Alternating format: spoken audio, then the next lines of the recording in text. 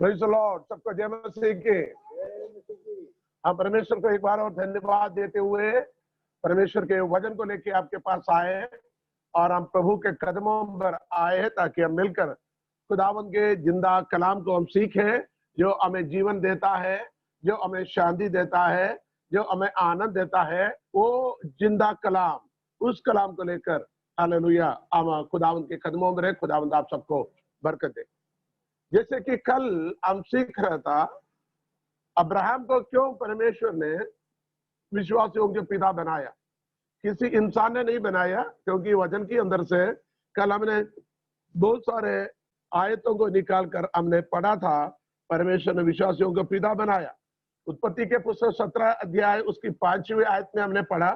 Romeo की पत्री 4 अध्याय 11 आयत, 17 आयत, 18 आयत में हमने पढ़ा परमेश्वर ने अब्राहम को विश्वासियों के पिता बनाया।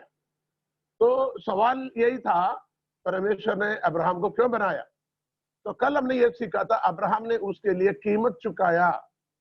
अब्राहम के जीवन में जो कुछ लाभ के फायदे के थे, सब कुछ को अब्राहम ने छोड़ दिया। खाली हाथ से उसने अपने देश को, अपने कुटुंबियों और अपने पिता के घर को छोड़कर, जो कुछ उनके लिए गर्व की बात थी, जो कुछ उनके लिए प्यारा थे, जो कुछ उनके लिए शरण और क्या कहेंगे, और उनके लिए सब कुछ था, सब कुछ उसने छोड़कर जो परमेश्वर ने जो शब्द सुना, शब्द के पीछे निकल पड़ा, ताकि विश्वास के साथ वो निकल पड़ा है। तो उसने जो कुछ उसके जीवन में लाभ का था, उसने कूड़ा बल्कि कचरा समझकर परमेश्वर के पीछे चल पड़ा। नंबर 1, उसने बहुत कुछ उसने छोड़ा है। आज हमें उसकी दूसरी पॉइंट को देखना है। उसने उसके जीवन में एक और कार्य किया। वो हम उत्पत्ति के पुस्तक 13वीं अध्याय में जाएंगे। उत्पत्ति के पुस्तक 13वीं अध्याय में जाएगा, हम देखेंगे अब्राहम के साथ जो निकल पड़े हुए लोगों में एक उनके पिताजी थे, एक उनके भतीजे लूत थे। अभी लूत इस दोनों साथ में चलने से आगे जाकर बड़ी धनी बन गई, उनके संपत्ति बढ़ गई। संपत्ति का मतलब उनके जानवरों की संपत्ति उस जमाने का, क्योंकि वो लोग ऐसे मुसाफिर जैसे एक एक जगह पर डेरा लगाकर अपने आते, धीरे धीरे जाते, तो उनके जानवरों की संपत्ति बढ़ गया और उससे देखने वाले नौकरानियां भी है। तो चलते चलते हम जब 13वीं अध्याय में जाएंगे, दोनों की संपत्ति बढ़ गया। आप उस टॉपिक को कोई पढ़ सकता है, 13वीं अध्याय पहली आयत से, कोई मेहरबानी से पढ़े। तो अब्राहम अपनी पत्नी और अपनी सारी संपत्ति लेकर लूत को भी संग लिए हुए मिस्र को छोड़कर कनान के दक्षिण देश में आया। इससे बीच में एक बात हुआ, हम अब्राहम की पूरी इतिहास नहीं सीख रहे। इसी बीच में ये लोग कहाँ गए थे मालूम है? कनान में चले गए थे। कनान में चले गए थे क्योंकि 12 अध्याय की 10वीं आयत में एक भयंकर अकाल पड़ा। एक भयंकर अकाल पड़ने से ये लोग क्या किया, मिस्र में चला गया। मिस्र में चले जाने से मिस्र में चले जाने से उनके साथ कुछ गड़बड़ी भी हुआ है, लेकिन उनको कुछ संपत्ति भी मिल गया। ठीक है, वहां से वो लोग वापस ही आ गया। अकाल के समय निकल गया और वापस चले आया। अब नीचे पढ़िएगा क्या हुआ। कनान के दक्षिण देश में आया। अब्राहम भेड़, बकरी, गाय, बैल और सोने रुपए का बड़ा धनी था। देखो अभी क्या क्या उसके पास, भेड़, बकरी, गाय, बैल और सोने रुपये का बड़ा धनी था। मतलब धनी बन गया। पहले भी थे, लेकिन निकलते वक्त, जब घर से निकलते वक्त तो कुछ भी नहीं था, लेकिन बीच के सफर में चलते चलते हमें 12 अध्याय के बाद 13 अध्याय में आए, तो बीच में चलते चलते मिस्र में जाने की वजह से उनके और मिस्र की फरो ने कुछ इनाम दे दिया, उनको संपत्ति दे दिया। उन बातों के बारे में हम अभी इस वक्त पढ़ने का समय को ना निकालना चाहता है, लेकिन हम जाते हैं उसकी 12 की 17 पढ़िए। 12 की 17, 12 की 20, सॉरी।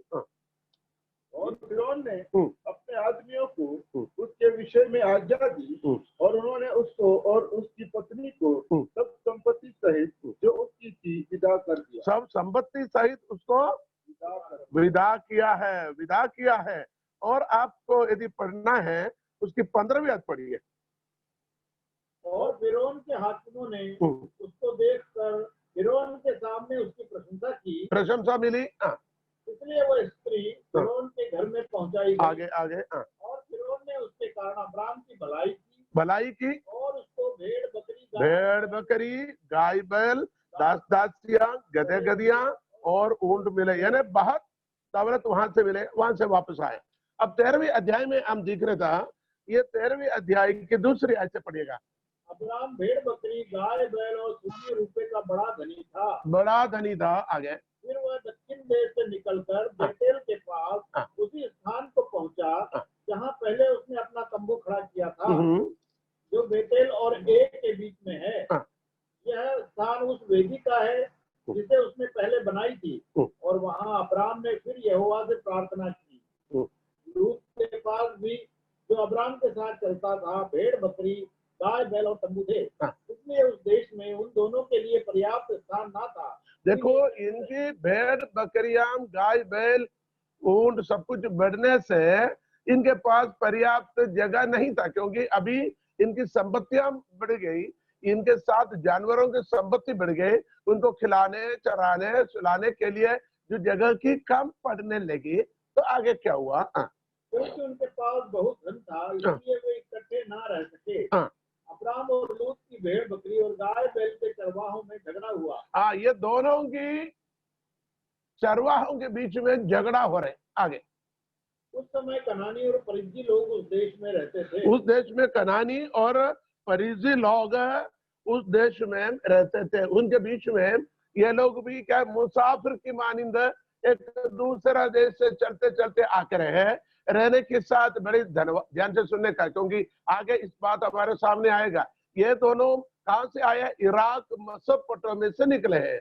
अब कहां पर आ गए? कनान के देश में, जहां अभी वो लोग वास करते हैं, वहां हम कनानी लोग और परिजी लोग रहते हैं।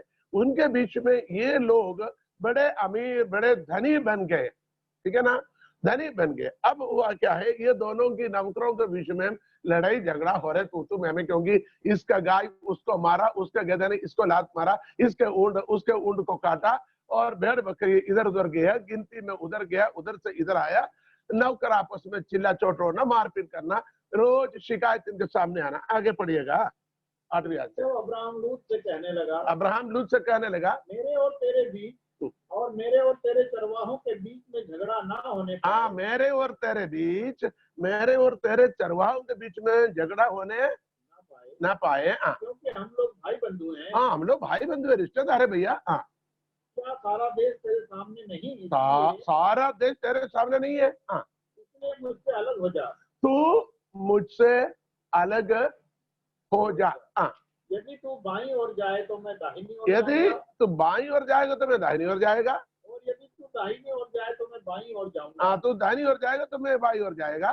तब लूत ने आंख उठाकर यरदन नदी के पास वाली सारी तराई को देखा। यरदन नदी के पास वाले तराई तटवर्ती जहां उपजाऊ फलभूयिष्ठ जमीन को देखा कि वह सब सिंची हुई है। वह सब सिंची हुई है, पानी की सुविधा है, सिंची हुई।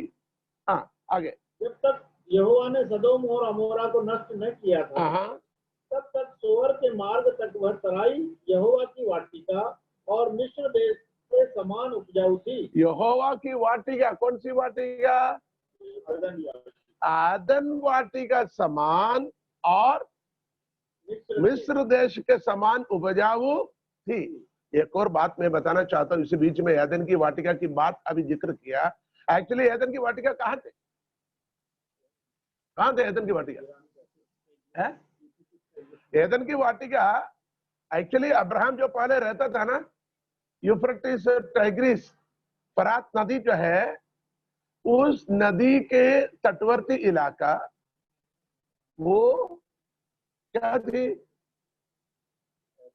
एदन की वाटिका। उतना नहीं, एदन की वाटिका और भी है। अभी जो अब्राहम पहुंचे कनान की देश, वो भी एदन की वाटिका थी, वहां से निकलकर अफ्रीका के कुछ भाग, सऊदी अरेबिया, पूरा सऊदी अरेबिया, यॉर्दान, लेबनान, ये अभी के जो जितना मिडिल ईस्ट कहता है, ये पूरी उस जमाने की एदन की वाटिका थी, क्योंकि यहाँ जिक्र करता है क्योंकि तब तक सोवार के मार्ग तक वह तराई यहोवा की वाटिका, देखो क्या थी, यहोवा की वाटिका, पुरानी यहोवा की वाटिका, और मिस्र देश के समान उपजाऊ थी। गोशन देश हम बाद में सीखेंगे, गोशन देश जहां याकूब के संतान जाकर वहां चले गए थे गोशन देश में, क्योंकि वहां जानवरों को, भेड़ बकरियों को पालने की तटवर्ती इलाका, वो कौन सी, नील नदी की तटवर्ती जो मेडिटेरेनियन समुद्र में चले जाता है। तो इस बात को आपने समझ, उपजाऊ थी, तो क्या कि लूत ने अपने लिए यर्दन की सारी तराई को चुन के पूर्व की ओर चला, पूर्व की ओर चला, और वे एक दूसरे से अलग हो गए। अब यहां पर 1 मिनट आप मुझे ध्यान से सुनेगा। एक्चुअली कनान की देश किसको वादा किया था? अब्राहम को वादा किया था। किसने? परमेश्वर ने। बुलाहट किसका है? बुलाहट परमेश्वर का है। किसको बुलाहट हुआ? अब्राहम को हुआ। वायदा किसको दिया? अब्राहम को दिया। क्या वायदा? एक वायदे के संतान और एक वायदे का देश, ये दोनों अब्राहम को दिया। और कल हमने सीखा था, इसको पाने के लिए, कुछ पाने के लिए कुछ खोना पड़ता है।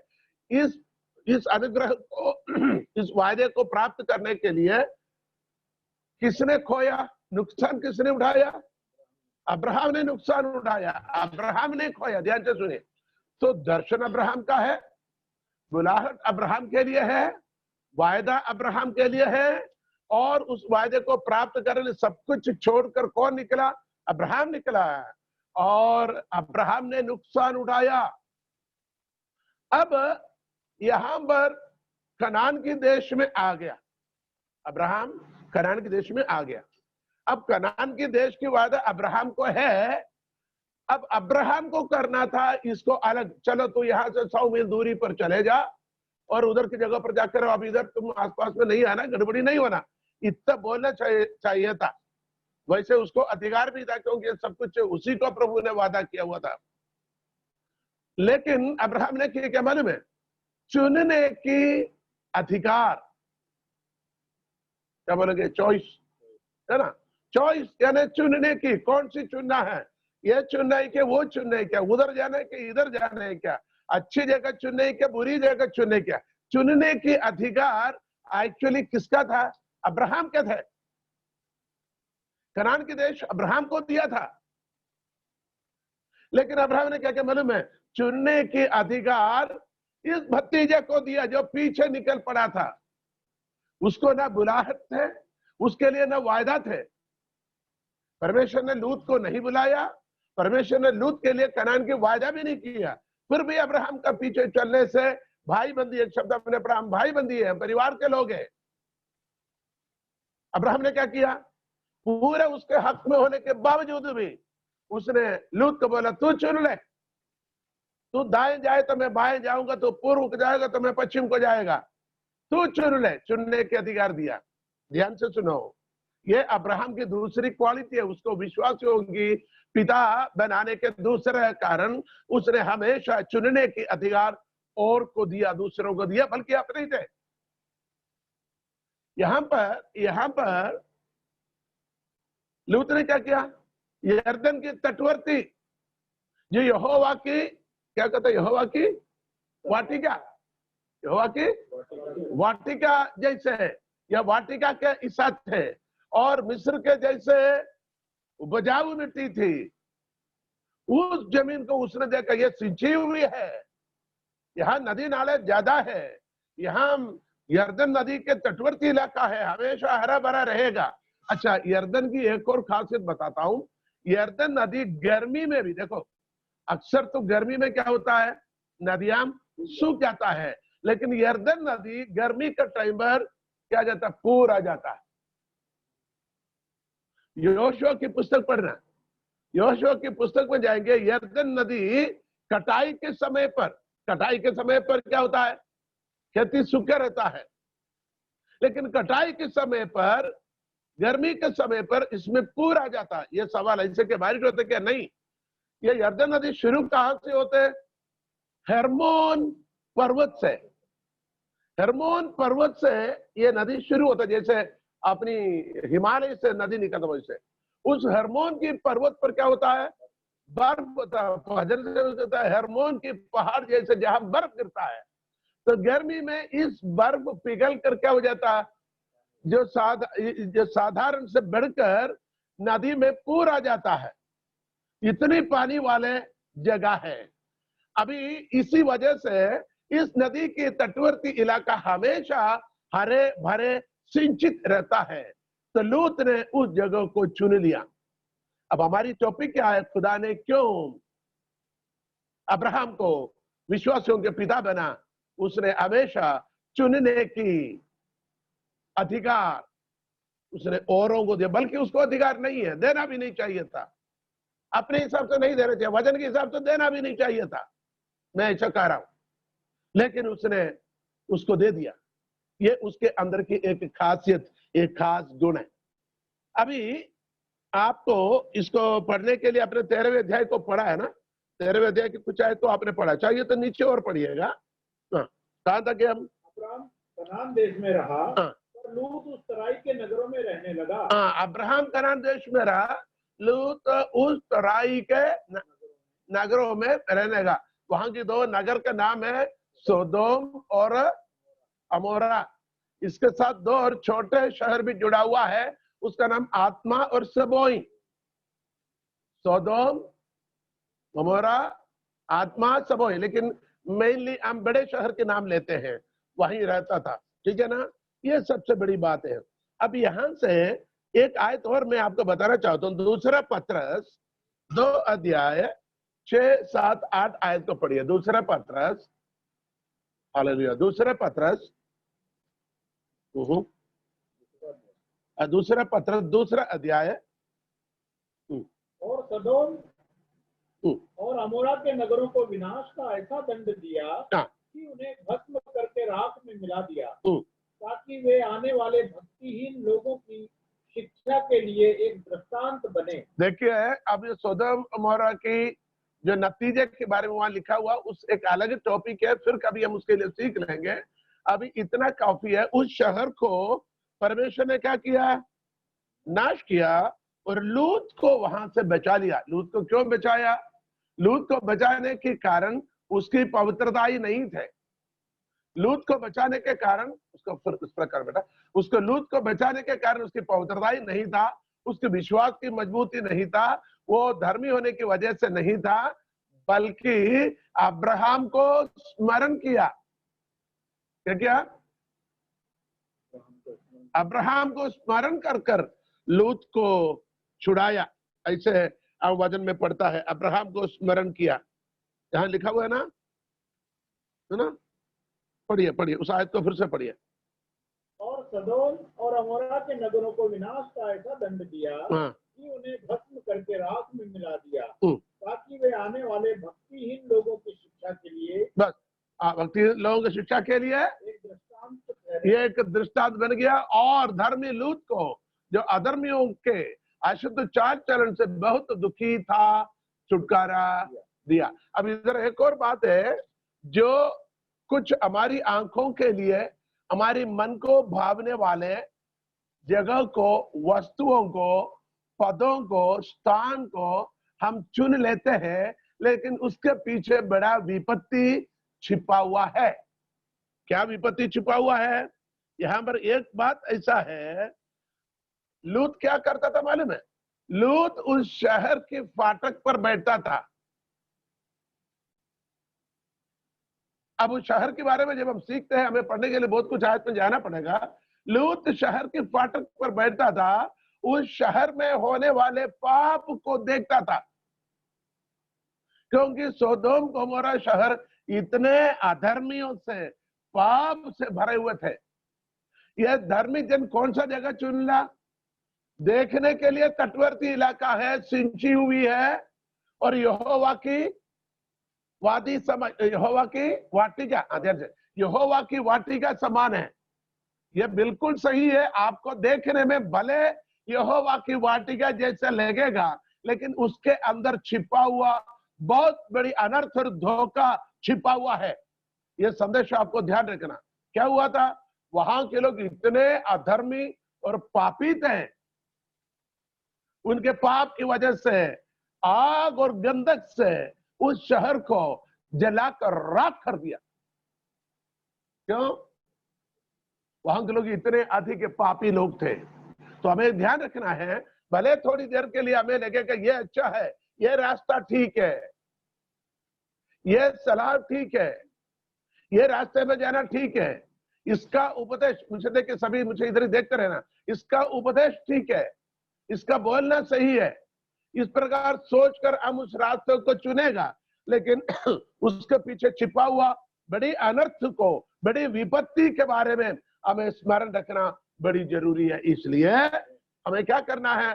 परमेश्वर की आज्ञा पर हमें चलना है, परमेश्वर की इच्छा पर हमें चलना बड़ी जरूरी है। यहाँ लूत और अब्राहम की दो स्वभाव बताता हूं। लूत उस शहर के न्यायाधीश बन गया, जज बने। लूत उस शहर के एक तरफ की पटेल नहीं, बल्कि क्या बोलेंगे, मेयर, सिटी के मेयर बने और सिटी के लोगों की अदालत की बात लेके आता है, व्यवहार लेके आता है। और लूत सिंहासन पर बैठकर शाम को वो चौकट पर बैठकर क्या करता था? लोगों को अदालत की यानी न्याय अन्याय की बात करता था। यही था लूत के बात। लेकिन अब्राहम के बारे में आपको देखना, इसी समय अब्राहम क्या करता है? वो परमेश्वर की उपस्थिति में खड़े रहता है, वो परमेश्वर की उपस्थिति में प्रार्थना करता है, वो बिछुआई करता है, वो प्रभु से बातें करता है। ये बातें हम देख सकता है। इसी दौरान एक और बात हुआ, हम उसके बारे में सीखने के लिए हमें उधर जाना पड़ेगा। वो आपको 19वीं अध्याय में साफ लिखा हुआ, 19वीं अध्याय में, वो हम बाद में सीख लेंगे। 19वीं अध्याय के अंदर ये लोग पाप करने की वजह से उस देश को बर्बाद किया, नाश किया, जिसके बारे में हम बाद में सीख लेंगे। अभी हमने एक बात को सीखा, आज की टॉपिक यही था। उसने क्या किया? अब्राहम ने चुनने की अधिकार अपने भतीजे को दे दिया, दूसरे को दे दिया, प्रायोरिटी उसको दे दिया, उसकी इच्छा पर छोड़ दिया, वो अपनी मर्जी का चुनकर चले गया। अब्राहम जो भी जगह था जो कम पानी वाला हो, यानी वहां तटवर्ती नहीं है या वहां ज्यादा उपजाऊ नहीं है, फिर भी उसी में वो खुश रहकर प्रभु को धन्यवाद देते हुए प्रभु के कदमों पर बना रहता था, प्रभु से बातें करते रहता था। क्योंकि एक बार हम आगे पढ़ता है, परमेश्वर कहता मैं इस शहर को बर्बाद करना चाहता हूं, मैं इस देश को बर्बाद करूंगा, परमेश्वर कहता है। तो अब्राहम पूछते हैं 50 धर्मी हो तो क्या आप बर्बाद करोगे? परमेश्वर बोला नहीं, 50 हो तो नहीं करूंगा। फिर अब्राहम ने जाकर गिन कर देखा, पूछा 45 हो तो नाश करोगे? बोले नहीं नहीं, नाश नहीं करोगे। तो फिर क्या करेगा, है ना? तो आगे आगे जब हम पढ़ते हैं, यहाँ पर पढ़िए। उसने कहा हे प्रभु क्रोध न कर, मैं एक ही बार और कहूंगा, कदाचित उसमें पूरे रफल बताओ। 18 के 32 18 अध्याय में हम जाएंगे, वहां पर 28 आयत से नहीं 26 आयत से पढ़िएगा। यहोवा क्या कहता है? सोदोम, यहोवा ने कहा यदि मुझे सोदोम में 50 धर्मी मिले, सोदोम में 50 धर्मी मिले तो उनके कारण उस सारे स्थान को छोड़ूंगा। फिर अब्राहम ने कहा हे प्रभु सुन, मैं तो मिट्टी और राख हूँ, तो भी मैंने इतनी चिढ़ाई की कि तुझसे बातें करूं, कदाचित उन 50 धर्मियों में 5 घट जाए, तो क्या तू 5 ही के घटने के कारण उस सारे नगर का नाश करेगा? उसने कहा यदि मुझे उसमें 45 भी मिले तो भी उसका नाश न करूंगा। फिर उसने उससे यह भी कहा कदाचित वहाँ 40 मिले, उसने कहा तो मैं 40 के कारण भी ऐसा ना करूंगा। फिर उसने कहा हे प्रभु क्रोध न कर, तो मैं कुछ और कहूँ, कदाचित वहाँ 30 मिले, उसने कहा यदि मुझे वहाँ 30 भी मिले तो भी ऐसा ना करूंगा। फिर उसने कहा हे प्रभु सुन, मैंने इतनी चिढ़ाई तो की कि उससे बातें करूं, कदाचित उसमें 20 मिले, उसने कहा मैं 20 के कारण भी उसका नाश न करूंगा। हाँ। फिर उसने कहा, हे प्रभु क्रोध न कर, मैं एक ही बार और कहूंगा, कदाचित उसमें 10 मिले। उसने कहा, तो मैं 10 के कारण भी उसका नाश न करूंगा। देखिए 50 से लेकर, मैं बताता हूँ, 50, 45, 40, 30, 20, 10 आखिर, वहां तक मिन्नत किया, विनती किया, प्रभु जी माफ करना, माफ करना। लोत क्या कर रहे हैं? लोत शहर की पाप के बीच में बसे हुए हैं। अब्राहम कहां पर है? परमेश्वर की उपस्थिति में बिचवाई करता है। एक धर्मी का गुण यह है। मैं कहता हूं ये एक और गुण है, परमेश्वर ने उसको विश्वासियों का पिता बनाने का एक और कारण है, ताकि वो क्या करता है, दुनिया की पाप की लालसा उनसे हटकर, दुनिया की मौज मस्ती और सुख विलास उनसे हटकर अपने आप को प्रभु के सामने समर्पित कर कर और लोगों के लिए, अपने लोगों के लिए बिचवाई की प्रार्थना करते हैं, माफी मांगते हैं। ये एक अभिषिक्त की गुण है, एक धर्मी का गुण है। इसलिए परमेश्वर ने उसको क्या बनाया? उसको विश्वासियों के पिता बनाया। हालेलुया। चलिए हम एक और गुण सीख लेंगे। इब्रानियों की पत्री 13 अध्याय पहली और दूसरी आयत पढ़ेंगे। उसका एक और गुण को हम देकर हम आगे जाएंगे। इब्रानियों की पत्री 13वीं अध्याय पहली और दूसरी आयत। भाईचारे की प्रीति बनी रहे, भाईचारे की प्रीति बनी रहे, अतिथि सत्कार करना ना भूलना, अतिथि सत्कार करना ना भूलना, क्योंकि इसके द्वारा कुछ लोगों ने अनजाने में स्वर्गदूतों का आदर सत्कार किया। अनजाने में स्वर्गदूतों का आदर सत्कार किया। मैं कहता हूं स्वर्गदूत क्या, जीवित परमेश्वर को भी आदर सत्कार किया।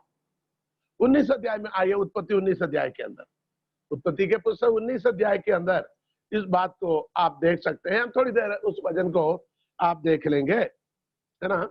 पहली आयत से जल्दी हम पढ़ेंगे, उत्पत्ति के पुस्तक 19 अध्याय पहली आयत से। सांझ को वे 2 दूत सदोम के पास आए। नहीं, हम उधर जाने से पहले 18वीं अध्याय निकालें। 18वीं अध्याय की पहली आयत से पढ़िएगा। वहां हम देखते हैं, अब्राहम ममरे के बांज वृक्षों के बीच कड़ी धूप के समय तंबू के द्वार पर बैठा हुआ था। तब यहोवा ने उसे दर्शन दिया। उसने आंख उठाकर दृष्टि की तो देखिए वो ममरे के बलूतों के नीचे, तंबू के नीचे, बांज वृक्षों के बीच कड़ी धूप में वो बैठा हुआ था। यहोवा ने उसे दर्शन दिया। किसने दर्शन दिया? यहोवा ने। आगे, उसने आंख उठा, क्योंकि इब्रानियों में स्वर्गदूतों की बात लिखा है, उसको मैं साबित करने के लिए स्वर्गदूत नहीं था, उसके स्वर्गदूतों के साथ परमेश्वर यहोवा भी था, वो बताने के लिए साहित्य में लेके आया। उसने आंख उठाकर दृष्टि की, तो क्या देखा कि 3 पुरुष उसके सामने खड़े हैं। 3 पुरुष सामने खड़े हैं। जब उसने उन्हें देखा तब वह उनसे भेंट करने के लिए तंबू के द्वार से दौड़ा। देखिए यहाँ पर एक बात आपको ध्यान रखना, अब्राहम स्वयं परदेशी है। वो खुद परदेशी होकर कनान में क्या करता, अलग अलग जगह पर अपने तंबू को आगे बढ़ाकर, तंबू गाड़कर वो अपनी सफर को पूरी कर रहे हैं। ठीक है भैया, क्योंकि वो कनान में है, इसका मतलब वो नहीं है एक ही जगह पर उसने क्या कर दिया, अपने खूंटा गाड़ कर, अपने बड़े मकान बनाकर, बड़े करोड़ों के घर बना कर रहा करके, ऐसा नहीं है। यदि आपको उसको समझना है, एक आयत में पढ़कर सुनाना चाहता हूं। इब्रानियों की पत्री में एक आयत आप निकाले, इब्रानियों की पत्री 11 अध्याय उसकी 9वीं आयत। विश्वासी से उसने प्रतिज्ञा किए हुए देश में, अब्राहम ने वायदा किया हुआ, प्रतिज्ञा किया हुआ देश में, पराये देश में परदेशी के समान, देखो वायदा के देश उसको मिल गया, मिलने की बाद में पराया देश में परदेशी के समान रहकर इसहाक और याकूब समेत उसके साथ उसी प्रतिज्ञा के वारिस थे। देखो प्रतिज्ञा की वारिस थे। तंबुओं में वास किया। कहाँ वास किया? तंबुओं में। वायदा के देश में जाने के बाद उसको क्या करना चाहिए? दिलेरी के साथ बोले चाहिए, मेरा देश है भैया, ये मुझे वायदा में मिला है, उसका वहां पक्के मकान बनाना चाहिए। कहता है वायदा के देश में भी परदेशी रहकर, परदेशी होकर तंबुओं में रहा करता था, तंबुओं में रहा करता था। कब तक? पीढ़ी पीढ़ी तक। क्योंकि यहां कहता है किसके साथ? वायदे के कौन कौन? इसहाक और याकूब समेत उसके साथ प्रतिज्ञा के वारिस थे। इसका मतलब बेटा भी है और पोता भी है, यानी बेटा भी और पोता भी सबके साथ क्या करता था? वो तंबुओं में रहकर। और उस नगर की बाट जो होता था, कौन सी नगर की? बढ़िया। क्योंकि वह उस स्थिर नींव वाले नगर की बाट जो होता था, स्थिर नींव वाले नगर की बाट जो होता था, जिसका रचने वाला और बनाने वाला परमेश्वर है, जिसका रचने वाला और बनाने वाला खुद परमेश्वर है। एक और संदेश है, इस दुनिया में जितना भी बड़ा मकान बनाए उसके स्थिर नींव नहीं है, कभी भी उसके नींव गिर सकता है। लेकिन स्थिर नींव वाले, जो हमेशा स्थिर रहने वाला शहर जो हमारा परमेश्वर बनाता है, उसको बनाने वाला, रचने वाले हमारा जीवित परमेश्वर है। वो इस धरती में नहीं बल्कि वो आसमान में है। हालेलुया। उसको कहता है स्वर्ग राज्य, वहां परमेश्वर की राज्य होता है और वहां के लिए हमें बुलाने आए। ये दर्शन किसको मालूम हो गया? अब्राहम को मालूम हो गया। लेकिन अफसोस के बाद आजकल के जो नए नियम के, आजकल की नए युग के अब्राहम के लोग हैं, वो लोगों को यह दर्शन अभी भी नहीं। वो सोचते यही स्वर्ग राज्य है, यही परमेश्वर की वादा के देश है, मैं यहीं रहूंगा, यहीं से कहीं नहीं जाऊंगा, यही सोच मन के अंदर है। लेकिन अब्राहम को सब कुछ मिलने के बाद भी कहता है यह मेरा देश नहीं है, यहाँ मैं सिरनी वाले घर नहीं बनाऊंगा। सिरनी वाले घर मैं नहीं, मेरा परमेश्वर मेरे लिए स्वर्ग राज्य में तैयार कर रहा है, एक दिन मैं वहां जाऊंगा। देखिए उस अब्राहम के विश्वास को देखिए, उसकी हौसला देखिए, उसके दर्शन को देखिए। यह इन दिनों के अब्राहमों को नहीं, हम जैसे अब्राहम में ऐसा दर्शन नहीं है। वो यही सोचता है इसी दुनिया में बड़े बड़े मकान बनाऊं, इस दुनिया में गहरी नींव डालकर ऊंची ऊंची इमारतें बनाऊं, अपने राज्य को बढ़ाऊं, इसी तरीके से सोचते रहता है। लेकिन अब्राहम को विश्वास पिता बनाने का बहुत बहुत कारण है। जरा एक और कारण आप देखते हैं। हालेलुया। अब 13 अध्याय की सॉरी इब्रानियों के पत्री हम 18 अध्याय में देखते हैं क्या किया था। उसने स्वर्गदूतों को अपने घर में लेके गया और उनके लिए क्या किया? हाँ, उनके लिए 6वीं आयत पढ़िए। तो अब्राहम तुरंत तंबू में सारा के पास गया और कहा 3 सा मैदा जल्दी से गूंथ और फुलके बना। फिर अब्राहम गाय बैल के झुंड में दौड़ा और एक कोमल और अच्छा बछड़ा लेकर अपने सेवक को दिया और उसने जल्दी से उसे पकाया। तब उसने दूध और दही और बछड़े का मांस जो उसने पकवाया। देखिए ये तीनों मुसाफिरों को, अब्राहम अभी मुसाफिर होकर तंबू के बाहर बांज वृक्ष के नीचे बैठा हुआ था। तब यहोवा ने दर्शन दिया, तब उनको संतान भी नहीं है। प्रभु ने वादा तो किया था लेकिन वो बड़ा टेंशन में था। लेकिन ध्यान से सुनिएगा, हर शब्द को आपको ध्यान से सुनना है। यहाँ पर जो पराये लोगों को देखा, उनको मालूम नहीं था ये यहोवा है क्या, स्वर्गदूत है क्या। 3 पुरुष देखा। अब्राहम को क्या करना चाहिए था? अरे कोई भी आए जाए, हमें क्या फर्क पड़ना, जान दो।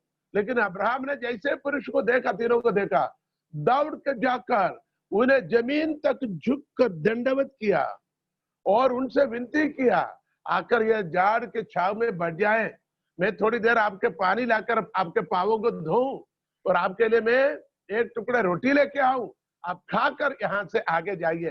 देखिए अनजाने लोगों को अब्राहम के जीवन में बड़े परेशानी थे। 18 अध्याय की पहले आयत में पढ़ा है, वो कड़ी धूप में ममरे के बांज वृक्ष के नीचे बैठा है। अरे सुबह थोड़ा हल्के धूप में बैठा तो हम समझ सकते हैं, कड़ी धूप में क्यों बैठे हैं? क्योंकि उसके अंदर बड़ी टेंशन है भैया, बड़ी परेशानी है। शायद घर में लड़ाई झगड़ा हो सारा के साथ, क्योंकि इसको निकल पड़े, बोलेंगे ये आदमी के साथ निकल पड़े। मेरे कुटुंबी, मेरे रिश्तेदार थे, जिन्हें बड़े फुसला कर मुझे भी लेके आया अभी देखो दुनिया में घूमते घूमते जा रहे हैं, अभी कोई संतान तो है नहीं, मैं क्या करूं, ये बुढ़ा हो गया, मैं भी बुढ़ी हो गई, कई कई परेशानी घर के अंदर है। लेकिन हुआ क्या मालूम है, इस परेशानी के अंदर भी हम ऐसे परेशानी में क्या करेंगे, जाने पहचाने लोगों को देखेगा तो भी अब पानी तक ना पिलाएंगे, सोचेंगे इनको कैसे भी इनको टाल दे, रवाना कर दे। लेकिन अब्राहम ने दौड़कर जाकर उनको दंडवत किया, उन्हें लेकर बिठा दिया और घर जाकर उनके लिए आदेश दे दिया, आटा गूंद लो और कोमल बछड़े को पकड़ कर पकाओ, और उन्हें ऐसा स्वादिष्ट भोजन उन्हें खिलाया। हम उसको शॉर्ट में कहना चाहता हूं, कर दिया। तो वहां 13वीं आयत पढ़िएगा, 13वीं आयत। तब यहोवा ने अब्राहम से कहा, तब यहोवा ने, ये इसके बाद, इसका मतलब वहां कौन थे, वो यहोवा है ना, स्वर्ग, अकेले स्वर्गदूत नहीं थे, यहोवा थे। तब यहोवा ने अब्राहम से कहा, सारा यह कहकर क्यों हंसी कि क्या मेरे जो इतनी बुरी हो गई हो, सचमुच एक पुत्र उत्पन्न होगा? क्या यहोवा के लिए कोई काम कठिन है? क्या यहोवा के लिए कोई काम कठिन है? सभी उसको अंडरलाइन करना है। क्या यहोवा के लिए कोई काम कठिन है? आपको बोलना है कोई कठिन नहीं, कोई चीज परमेश्वर के लिए कठिन नहीं है। नियत समय में अर्थात वसंत ऋतु में मैं तेरे पास फिर आऊंगा और सारा के पुत्र उत्पन्न होगा। यहाँ पर परमेश्वर यहोवा सारा के पुत्र उत्पन्न होगा करके वादा करते हैं। इसके विषय में हम फिर कभी सीखेंगे, मेरी टॉपिक में जाएगा, ठीक है ना। अब यहां से एक पॉइंट आपको बताना चाहता हूं, अब्राहम के गुण, वो इब्रानियों की पत्री 13वीं अध्याय की पहली और दूसरी आयत में लिखा हुआ है। हमने एक बार पढ़ा था, एक बार और पढ़ेंगे। 13वीं अध्याय पहली और दूसरी आयत।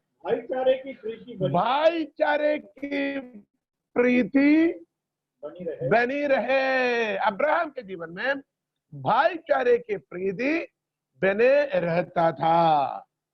अब्राहम को विश्वासियों के पिता बनाने की एक और कारण यहां देता है, वो किसी भी परेशानी में हो, किसी भी संकट में हो, किसी भी दर्द में हो, किसी भी कठिनाइयों में हो, वो भाईचारे की प्रीति वो बने रहता था। जैसे मैंने कहा 18वीं अध्याय के अंदर, उत्पत्ति 18 में बड़े परेशानी में थे, बड़े टेंशन में थे, फिर भी उसने क्या किया, इस अनजान लोगों को खिदमत किया, उनके लिए सेवा किया, भाईचारे की सेवा, भाईचारे की प्रीति बनी रही, जिससे साथ को पूरा पड़ा, जिससे अतिथि सत्कार ना भूलना, अतिथि सत्कार ना भूलना, भाईचारे की प्रीति बने रहे, अतिथि सत्कार ना भूलना। अब्राहम की खासियत गुण ये है, भाईचारे की प्रीति बना रहता था और अतिथि सत्कार को ना भूलता था।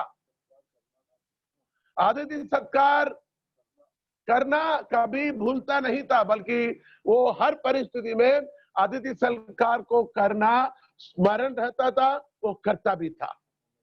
ये अब्राहम की अगला गुण है। परमेश्वर ने उसे क्यों विश्वासियों की पिता बना है। एक प्रभु के दास होकर मेरे घर में आने वाले लोगों को यदि मैं पानी न पिलाऊं, यदि चाय न पिलाऊं, उन भूख के बारे में ना पूछूं, उनको भूख के लिए एक रोटी या थोड़ा खाना उनको ना दूं, तो मैं क्या प्रभु का दास बने, मैं क्या प्रभु का नाम लूं, मैं कौन सी विश्वासी हूं। आप मेरे साथ है, ध्यान से सुने। उसी गुण हमारे जीवन में भी होना चाहिए जो अब्राहम के अंदर, क्योंकि अब्राहम हमारे पिता है। अब्राहम हमारे उस पिता में जो गुण था, अतिथियों को सत्कार करने का, वो कभी भूलता नहीं था, भाईचारे की प्रीति बने रहता था। मैं इसी वक्त बड़े गर्व से करना चाहता हूं, मेरे पापा मम्मी और दादा दादी हमारे साथ रहते थे। हमारे दादा की आदत को हमने देखकर सीखा। वो कोई भी प्रभु का दास लोग बाजार से, क्योंकि दादा की बड़े बिजनेस होता था, वो शाम को बाजार में बैठते थे, अपने हाथ पर बैठते थे।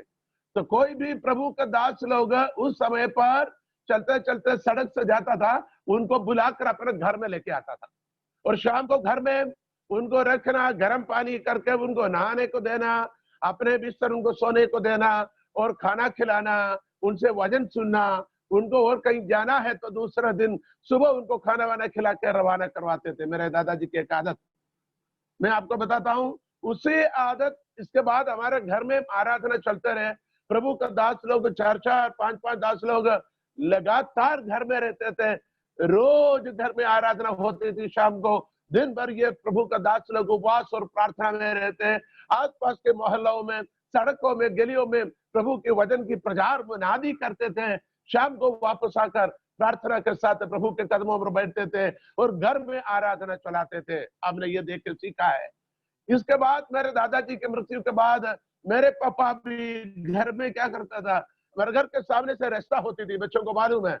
उस रास्ते में से कोई जाता, जाने पहचाने हो अनजान का हो, उनको जबरदस्ती बुला के घर में बिठाते थे, हाल चाल पूछते थे और बोलते थे घर में मम्मी को चाय या कॉफी कुछ बनाने के बोलते। लोग बोले नहीं नहीं हमको नहीं चाहिए।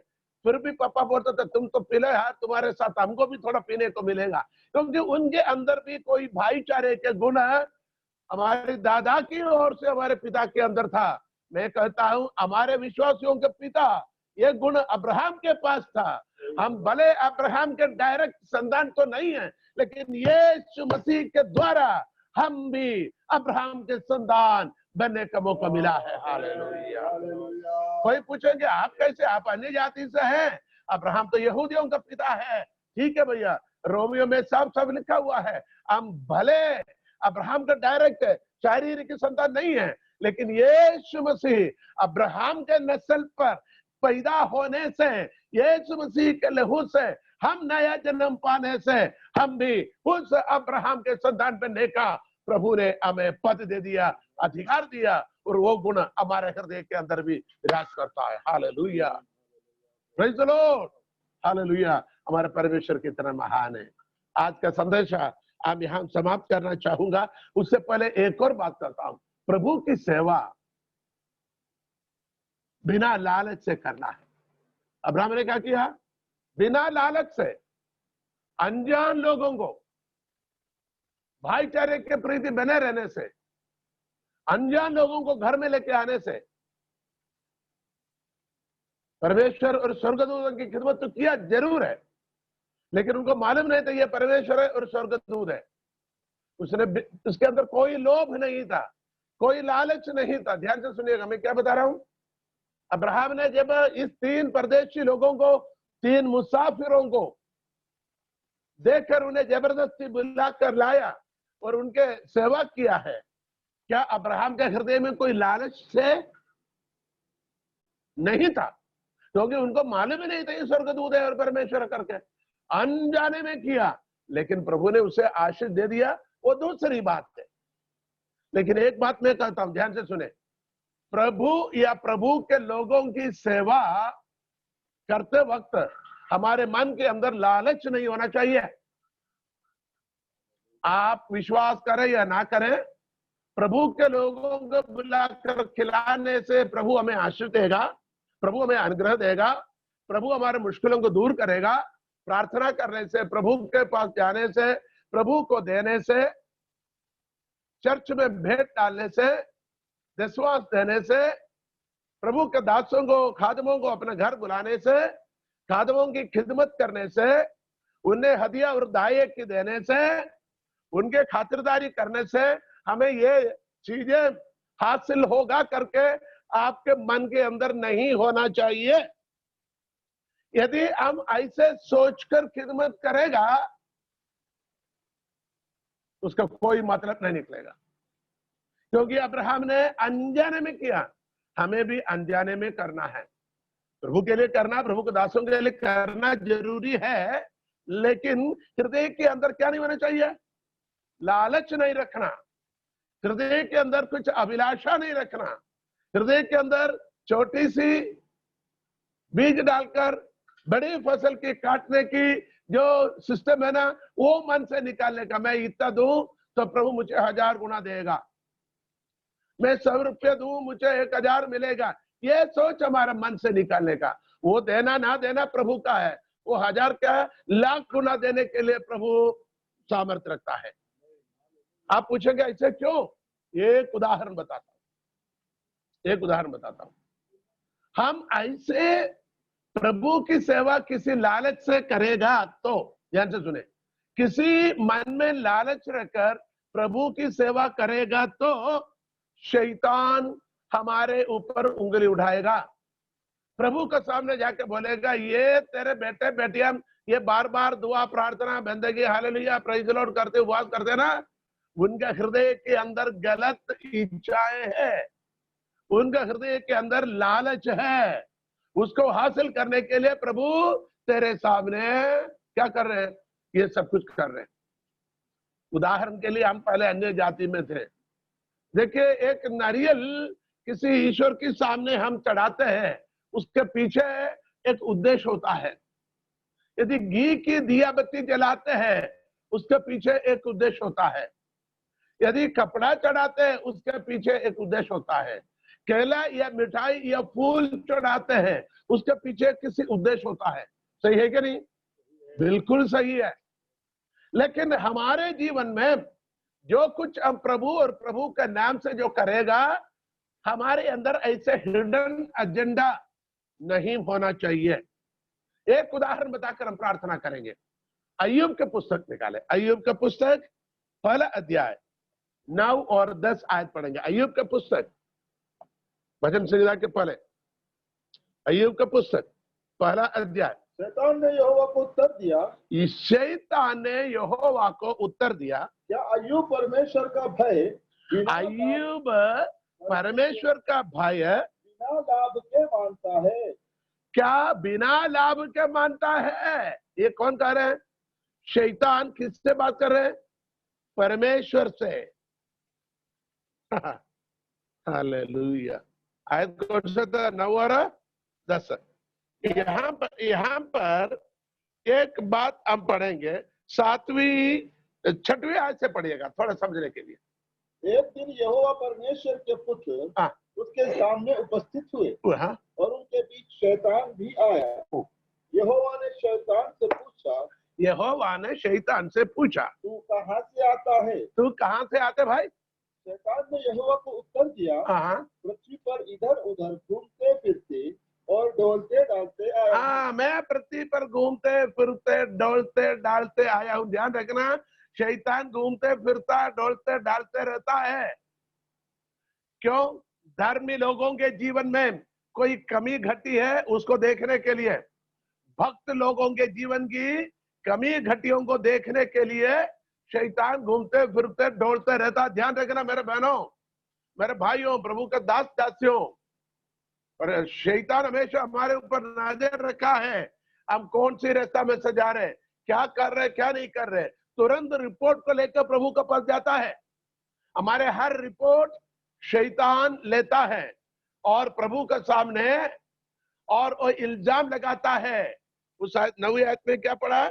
9वीं आयत है, शैतान ने यहोवा को उत्तर दिया, क्या अय्यूब परमेश्वर का भय बिना लाभ के मानता है? देखो 8वीं आयत में यहोवा कहता, पढ़ी 8वीं आयत है। यहोवा ने शैतान से पूछा, क्या तूने मेरे दास अय्यूब पर ध्यान दिया है? तूने मेरे दास अय्यूब पर ध्यान दिया है, क्योंकि उसके तुल्य खरा और सीधा, क्योंकि अय्यूब के तुल्य खरा और सीधा और मेरा भय मानने वाला और मेरे भय मानने वाला और बुराई से दूर रहने वाला और कोई नहीं है। 4 गुण, उस 4 गुण में सर्व गुण संपन्न है। क्या क्या 4 गुण क्या है?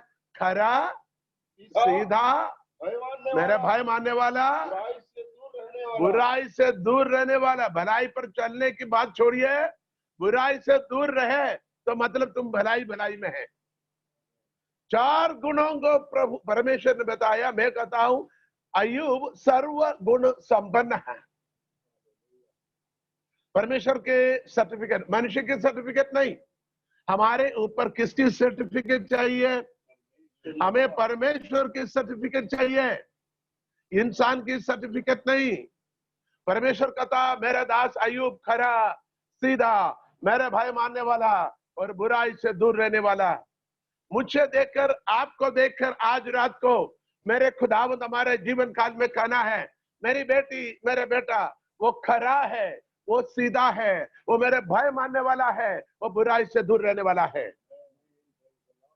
यहाँ पर इतना कहने के बाद भी 9वीं आयत में शैतान ने उसके बारे में, अय्यूब के बारे में परमेश्वर के ऊपर बात करता है, उंगली उठाता है। क्या कहा? शैतान ने यहोवा को उत्तर दिया, शैतान ने यहोवा को उत्तर दिया, क्या अय्यूब परमेश्वर का भय, अय्यूब परमेश्वर के भय भक्ति, हमारे हिसाब से दुआ, प्रार्थना, ताली बजाना, हालेलुया, उपवास, आंसू बहाना, भय, प्रार्थना, भक्ति, बिना लाभ के मानता है। क्या बिना लाभ के मानता है? आंसर आपको बोलना है, हाँ या नहीं।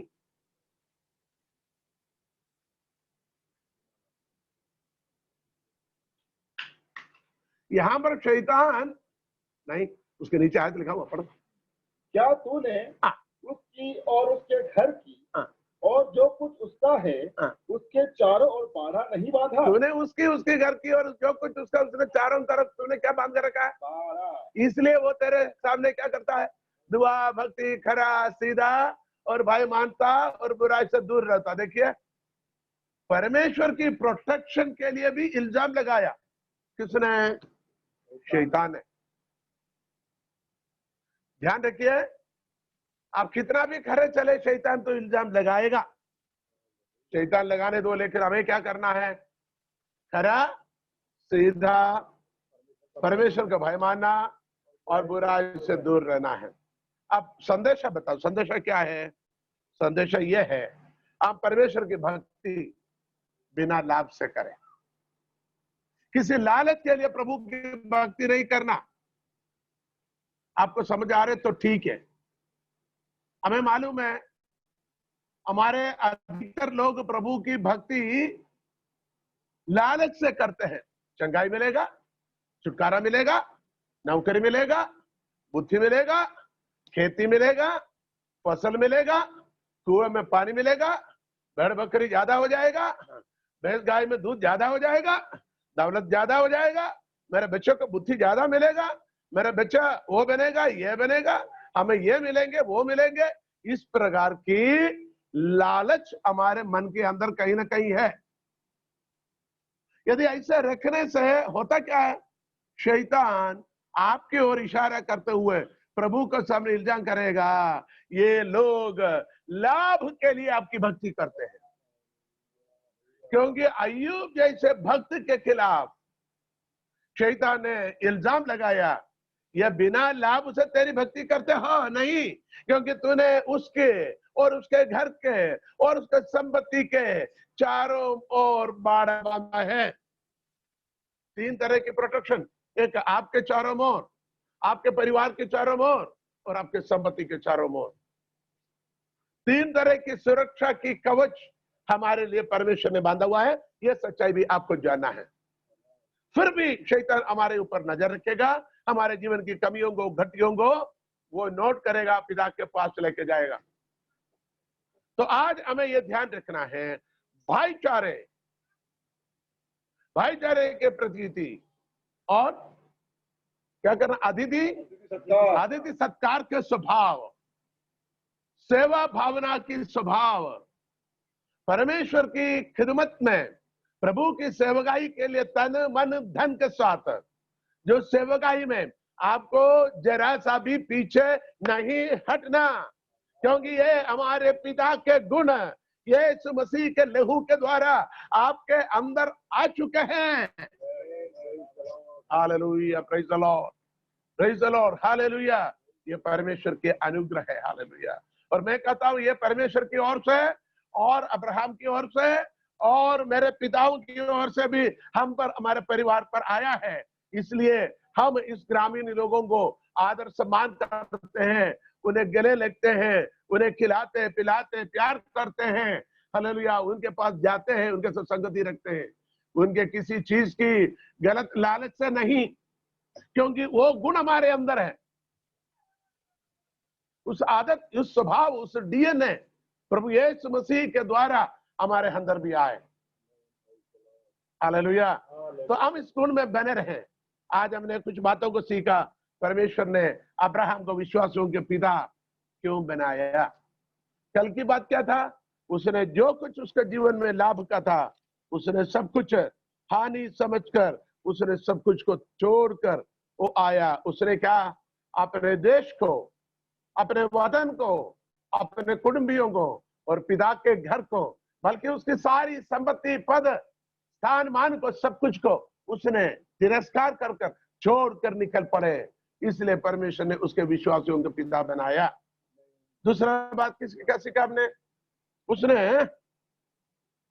अपनी भतीजे या अपने भांजे, भतीजा लूत को चुनने का अधिकार दे दिया है। तीसरी बात, बिचवाई की प्रार्थना वो लोगों के लिए करता रहता था, नाश होने वाले लोगों के लिए, शहर के लोगों के लिए। और बिचवाई का हम क्या बोलेंगे? अरे वो तो बर्बाद होने दो, वो मेरे पास आया था, हमारे अच्छी जमीन को, अपनी अच्छी जमीन को क्या कर दिया उसने? कब्जा कर लिया। मेरी अच्छी कलीसिया को, हमारे अच्छी कलीसिया को तोड़ दिया, हमारे विश्वासियों को पकड़कर लेके गया, हमारी आमदनी मिलना था वो सब उसने कब्जा कर लिया। हम उनके बारे में क्या बोलेंगे? बर्बाद हो जाए, नाश हो जाए, ताकि हमारा कलीसिया बढ़े, हमारे परिवार बढ़े, हमारा बिजनेस बढ़े। लेकिन अब्राहम ने हम उसकी धनपत्ती दौलत को लेने वाले लूत के साथ भी उसके लिए विनती किया, मिन्नत किया, विश्वास की प्रार्थना किया। चौथी बात हमने क्या सीखा? भाईचारे के प्रकृति बना रहा, अतिथि सत्कार को करने को कभी ना भूला। ये 4 गुणों को हमारे मन में रखे, इन वजह से परमेश्वर ने उसको विश्वासियों के पिता बनाया है। हालेलुया। इसके आगे और भी है, हम कल फिर सीखेंगे। चलिए अपने आप को समर्पित करते वचन के सामने आप ऐसे प्रार्थना करें, पिता मुझे भी अब्राहम की उन गुणों से भर दीजिए। मेरे जीवन में लाभ का है, मसीह के खातिर में हानि उठाता हूँ प्रभु जी। हालेलुया। प्रभु मैं दूसरों को प्रायोरिटी या प्राधान्यता, अहमियत दे सकता हूँ। मैं दूसरों के लिए बिछवाई की प्रार्थना कर सकता, बल्कि मैं दुश्मनों के लिए भी प्रार्थना करने वाले बन सकूं। दुश्मन को भूख लगे उन्हें खाने दे, अपने जैसे अपने पड़ोसी को प्रेम रखो। हालेलुया।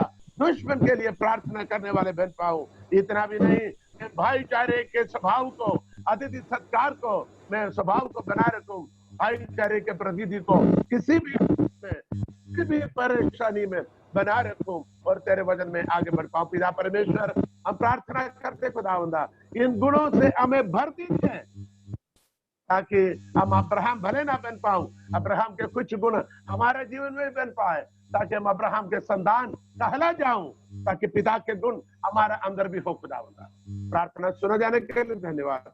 महिमा, आदर, गौरव आपको मिले, यीशु मसीह के नाम से प्रार्थना करते हैं। Hallelujah. Thank you and God bless you.